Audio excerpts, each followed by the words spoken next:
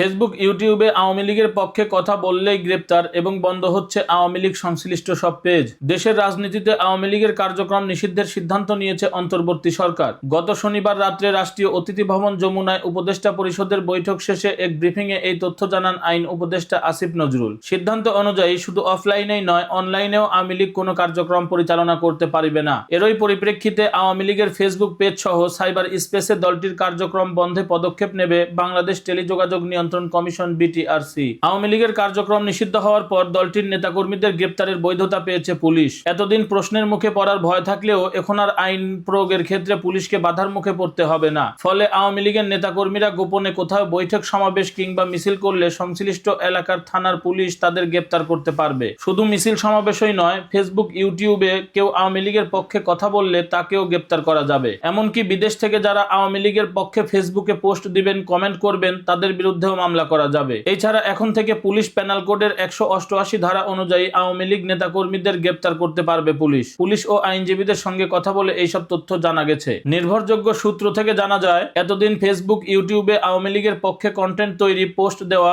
পোস্টে কমেন্টস করার জন্য কাউকে গ্রেপ্তার করা হয়নি। তবে সরকারের পক্ষ থেকে বর্তমানে আওয়ামী লীগের পক্ষে সাইবার স্পেসে কার্যক্রম নিষিদ্ধ করায় তাদের গ্রেপ্তার করা যাবে। পুলিশের ঊর্ধ্বতন এক কর্মকর্তা জানান, কেউ যদি আওয়ামী লীগের পক্ষে ফেসবুকে পোস্ট দেয়, আবার সেই পোস্টে কেউ যদি কমেন্ট করে, গুজব ছড়ায়, তাদেরও চিহ্নিত করে সাইবার সিকিউরিটি অ্যাক্টে গ্রেপ্তার করা হবে এবং মামলা দেওয়া হবে। ওই কর্মকর্তা আরো বলেন, যারা বিদেশে বসে এইসব করবেন তাদের বিষয়ে তদন্ত করা হবে এবং মামলা করে রাখা হবে। কখনো দেশে এলে তাদেরকে গ্রেপ্তার করা হবে। অর্থাৎ সাইবার স্পেস ব্যবহার করে কেউ আওয়ামী লীগের পক্ষে কথা বললে সেটি সরকারের আদেশ অমান্য বলে গণ্য হবে এবং সংশ্লিষ্ট ব্যক্তিকে আইনের আওতায় আনা হবে।